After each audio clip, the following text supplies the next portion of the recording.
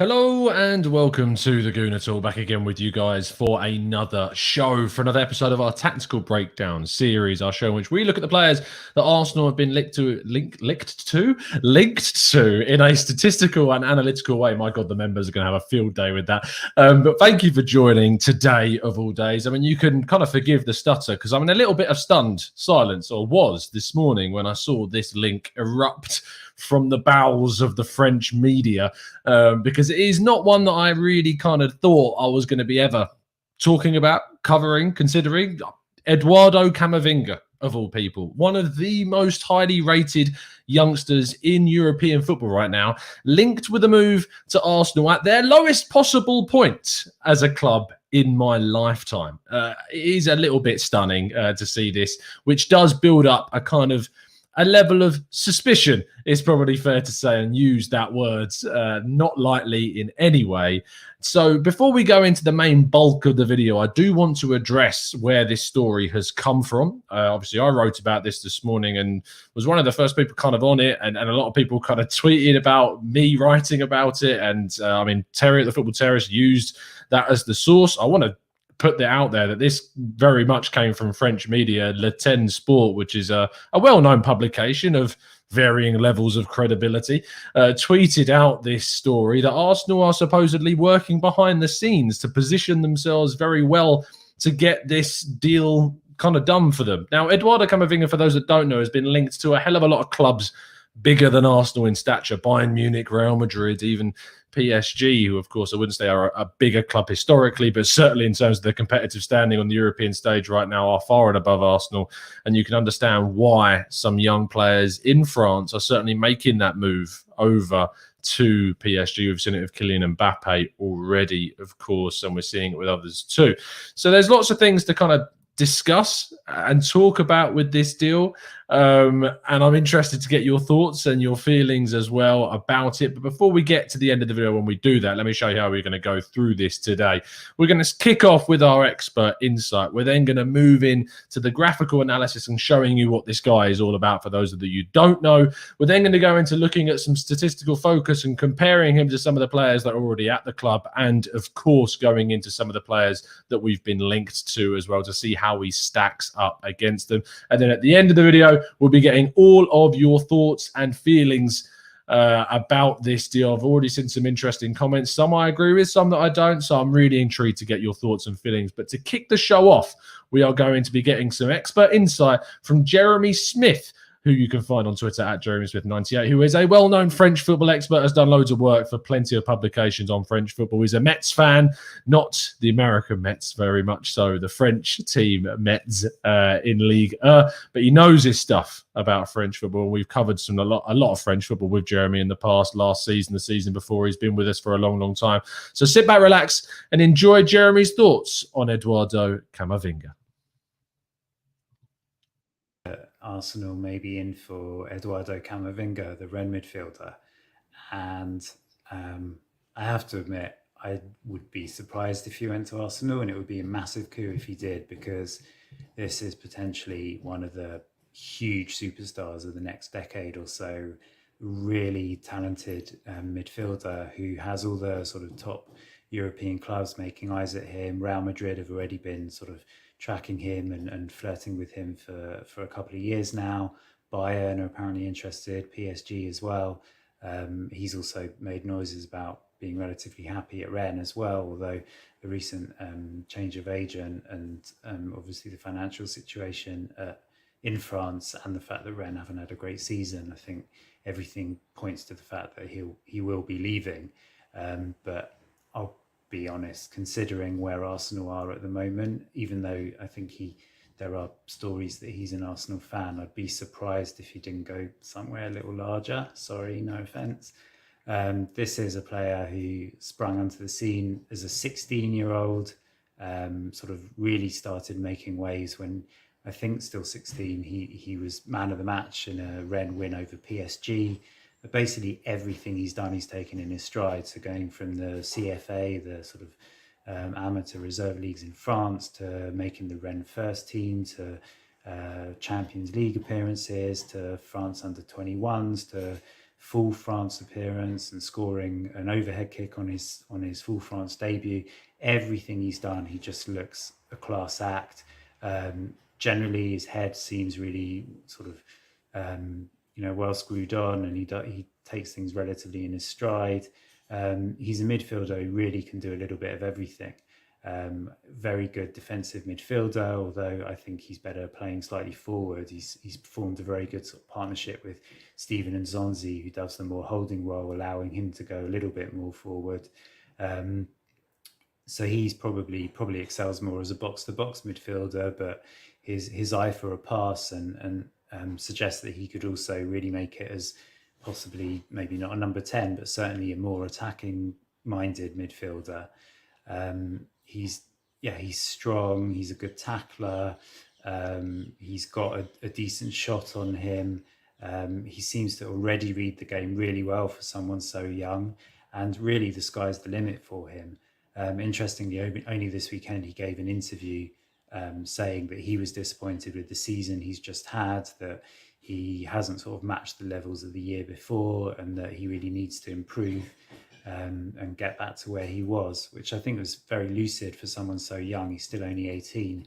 It's not entirely his fault. It's all been a bit disrupted at Rennes with the coach, who is the one who sort of brought him through all the way from youth to the first team, leaving halfway through the season. So maybe it's a bit of cause and effect. I think there's been so much fuss about him that he must have been a little bit distracted as well. And again, he is only 18. But so much quality there. The world's his oyster. He can play, as I said, I think best as a box-to-box midfielder, but he can bring so much more to the team. So often he's looked like the most senior of the midfielders in the Rennes team, even though he's obviously the youngest and the least experienced. At 18, he's already got, I think, over 80 appearances. So, a really class act. And if Arsenal were to get him, it would be a massive, massive coup.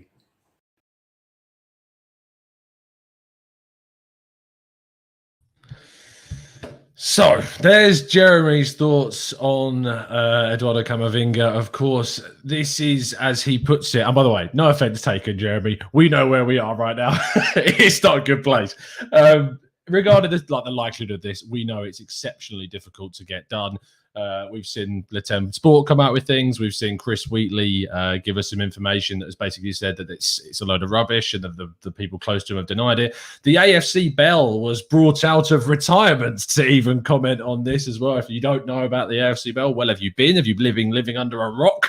But of course, the account which called the Thomas Partey situation through the all amount of last summer, coming out and saying that whilst they have denied that the reports from France are true, they did not effectively deny that Arsenal were in fact an option for him. He's very well known to be wanting to come to the Premier League. He's open to that. His agent, Jonathan Barnett, has already said that he's open and wants to play in the Premier League, and he's ready for the Premier League. So that in itself is a really promising sign. Let's go on to the rest of the video then and talk a little bit about this guy's as a player, who he is, because even though it's a hell of a shot to go for this guy, we want to fulfill the full tactical breakdown treatment on Camavinga, because it's not like we were ever going to get a chance to do this. In regards to what type of player is, I've described him as very much a flair player. He loves to do the little interplays with his teammates, get on the ball, run at players, get into positions in the pitch where he can score goals as well. He's not all about playing in the defensive side of this game. As Jeremy said, he feels that he can be a box-to-box, and he's definitely got the ability to do that. His dribbling skill is excellent for a player of his age. His arrogance on the ball to take on a player, beat his man, get round them, and then play a confident pass to his teammates is also really key and integral to his game. He's not bad with his long passing, being able to spot a player across the pitch. He's got good vision to find those as well and see the right movement available to him, getting those balls out to the wide areas and finding his teammates in plenty of space for some really good passes as well. But most of all, what's impressive about his game is how good he is defensively. His tackling is excellent. His kind of recovery pace to get back into positions to catch players, to then win the ball back, is really, really strong. really reads the game just a level way above what you'd expect from an 18-year-old player right now. And he's been doing it at the age of 16, 17 and before, all the way through his development, and then win the balls back and kind of stop these advantageous positions from getting and becoming anything, basically. So we move on to the comparison. Similar to what we did with Guido Rodriguez, we're going to compare him to, of course, the likes of Bissouma, Partey and Xhaka. If you're enjoying the video, please make sure you drop a like on it and subscribe to the channel if you're new, because we're going to be doing this treatment for all of Arsenal's linked players this summer. So let's move forward and look at their heat maps. As you can see there, of all the players that we've got, and you have to think about the fact that Granit Xhaka has played quite a few games at left back and progressed into the opposition half, but as a midfielder, he is someone that likes to progress on that right-hand side into the opposition's half and get that play moving, transitioning the ball. We'll come on to some of the statistics that back up that point as well. But defensively, the number of defensive duels this guy gets involved with is heavy. It's far and away greater than the other three players on our candidacy comparison. In terms of his success rate, he's the third highest behind Bissouma and Partey. As you'd expect, those two are much more what I would describe as more defensive players than necessarily what Camavinga is. But the sheer frequency of duels that he gets involved with shows his tenacity and fight during those games. Interceptions, he's not as high in necessarily as the others are. He hasn't managed to break into that 4 barrier of interceptions just yet. In terms of losses and where those are made in his own half, he has the lowest amount of losses in his own half in regards to the percentage, but he is losing the ball more at the moment than any of the other players. Now, there are reasons behind that. He is a very adventurous player. He wants to get on the ball and dribble at players and try to play some exciting passes and make stuff happen. He's more advanced than the other 3 players as well, despite playing in more of a reserve position on the pitch. So he is naturally going to lose the ball more. But the fact that he's losing it less in his own half of the times he loses it in comparison to those other 3 in the comparison chart there is certainly a positive sign. Recoveries is not as positive because, of course, we try and look at players and see if they've got more recoveries compared to their losses. He's the only one of our 4 players that actually does lose the ball more than he recovers it. But when he does recover it, 48.9% of those recoveries happen in the opposition half, where he can start attacks and counter-attacks really quickly. But again, it's a kind of a testament to how good some of the other players that we've already got at the club. 9.27 from Granit Xhaka and 9.8 from Thomas Partey, and some really good kind of opposition half recoveries from Thomas Partey. And in comparison, you look at Bissouma, 9.04 with 49% happening in the opposition half is also very strong. It makes you feel like Bissouma is a very good option and stacks up very well in the early comparisons that we've got here. Moving into the passing zones, 54.2 passes per 90. All of these statistics are across 90 minutes averaged across this league season. We should point out 90.8% passing accuracy, and he's passing just slightly less than Thomas Partey and a bit more than Yves Bissouma, but of course considerably less still than Granit Xhaka with less accuracy too. But he's the only other one that breaks into the 90% barrier of passing accuracy compared to Bissouma and Thomas Partey. Long passes are interesting. He's not doing it too frequently, but he does it very accurately. When he does do it, he's better than everyone else in terms of accuracy, but he's not doing them anywhere near as frequently as those are being compared to him. Passes into the final third, 7.71, does show he likes to be a bit progressive of his play, and we'll come on to the way he carries the ball in a second. But 83.9% passing accuracy in the final third is very, very good. It's the second highest on our list behind Granit Xhaka, of course, but he isn't doing it as frequently as Partey or as Granit Xhaka is, so that is something to take into consideration. It does show actually that Bissouma does fall down ever so slightly in terms of the frequency of the times he passes forwards into the final third, which is something to consider. And forward to backward passes, even though he has quite a few going forwards, his ratio is very much more neutral than what we see from some of the other guys here. It's more similar to Bissouma's ratio of forward to backward passes than the very positive play that we see from Thomas Partey and Granit Xhaka. Again, if you're new to the show and you've not ever looked into Granit Xhaka's statistics of his passing, there may be a few myths being busted by some of these statistics of how positive he actually is, the Swiss midfielder. Dribbling and how they are on the ball, 2.75 dribbles per match is certainly greater than all of the others on our list, and he's a really good in terms of his success rate of 52.1% of those, even though 51.2, sorry, for Bissouma and 52.1 for Camavinga. He's the second bottom on our list in regards to the success, but they're all very close to one another in just around the low 50s into the mid 50s, with Granit Xhaka there, who doesn't barely ever dribble with the ball. We're moving on to the progressive runs as our last penultimate stat. Sorry, you've got 2.75 progressive runs showing, and this is basically characterized by a time where he progresses the ball from his own half into the opposition half or across the field a significant amount. He does that considerably more than the other three in the comparison. Finally, moving on to shooting as the last kind of thing. He does enjoy a shot from outside the box, as do the other players in this, but what you can actually see in a comparison to the others is he does like to get in the box and take a shot a hell of a lot more. He's the only one that's really, I mean, more than the only one, but he's certainly getting a hell of a lot more shots near the box. He loves to get towards that 6-yard box and get into there and try and get some shots. He's got a goal from that position, which we showed you a little bit earlier in the statistical and the graphical analysis. So he's someone that likes to get forward as well as going backwards as well. So plenty of statistics to wrap your head around and get your teeth sunk into there. Feel free to go back and pause the video at any point and take screenshots, and you can use it as long as you reference the show. I don't mind where you're sharing these stats. This is why we create it, so you guys can use them and you can share them with your friends and tell them about the video so they can educate themselves on the players that Arsenal are going to be linked to. We're going to be doing this much in-depth analysis of all of Arsenal's transfer targets. Got another one coming for you tomorrow on another player in a very similar position that you may have seen linked to us already. Excited to show you that. So we move on to the final part of our show, which is, of course, getting your thoughts, your feelings in the chat box, getting your thoughts and feelings around the likelihood, how much you want this to happen. Do you think it's a possibility? I'm going to throw my hands up and say I can't ever see this happening in a million years. And like, just the thought of Camavinga signing for Arsenal is crazy. But, you know, stranger things have happened. Matt G in the chat, one of our fantastic members. And of course, you would like to join up as a member, you can do by clicking that join button. In fact, there's so many of you commenting in today's show that I'm losing the comments. They're flying past crazily. Here we go. Matt G says, the only way this will happen is if we do a swap deal on offer Guendouzi, El Neni, Willock, Willian, and Ketia, 17 of Aubameyang sports cars, and invite to my wedding, which, you know, we're going to do a stream next year, a tactical breakdown on Tom's wedding. No, I mean, the missus would absolutely kill me.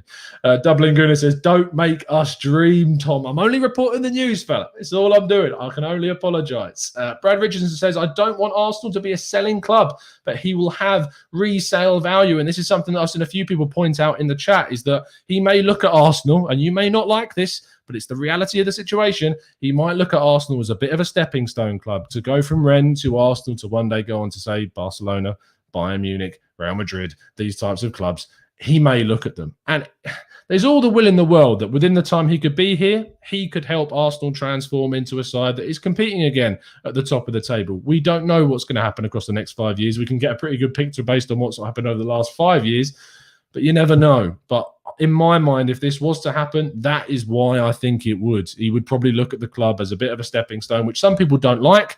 I've spoken to a hell of a lot of Man United fans that were not happy about Erling Haaland using Man United as a stepping stone for them, and that's why they were happy that they didn't sign him for Red Bull Salzburg. And they look at Borussia Dortmund and go, yeah, I wouldn't want to be them. But for my mind, if you're going to getting in a player of Eduardo Camavinga's quality, not only are you getting in a great player for a specific period of time, but you're then going to get a hell of a big fee when he wants to be sold later on down the line, which Arsenal have not done enough of. I mean, you look at Liverpool. Liverpool are Champions League winners. They're Premier League winners. And they've bought players like Coutinho and they've sold them on. They've bought players like Luis Suarez and they've sold them on. And not only have they sold them on, but they've got better because they've reinvested that money into the likes of Alisson and Van Dijk and Fabinho, etc. Arsenal need to be better in the market at dealing with these situations. And the signing of Camavinga, whether he views us as a stepping stone club or not, it doesn't make any difference to me because, to be honest, that's part of Arsenal becoming a better club recruitment-wise. Let's see what some of your thoughts. Nicholas says Camavinga is awesome, but could he really see Arsenal as a stepping stone if we're not in Europe? I mean, we've just talked about that, so I hope that answers your question. Let's scroll up because I think we've got a super chat from Cayman Gooner. Thank you all so much, mate. Really appreciate the support. To be fair, Josh never put a time frame on Be Excited, if you remember that. Smash like. Thank you ever so much, mate. He didn't. You're right. But, you know, yeah, I'm not going to go down that route of talking about Josh Kroenke right now because it's not my favourite thing. Petrim says, Tom, Xhaka doesn't look bad with the stats. I mean, it does surprise, I think, a lot of people when we do these shows and we look at Granit Granit Xhaka's statistics in comparison to some of the other players that we looked at, and it is surprising.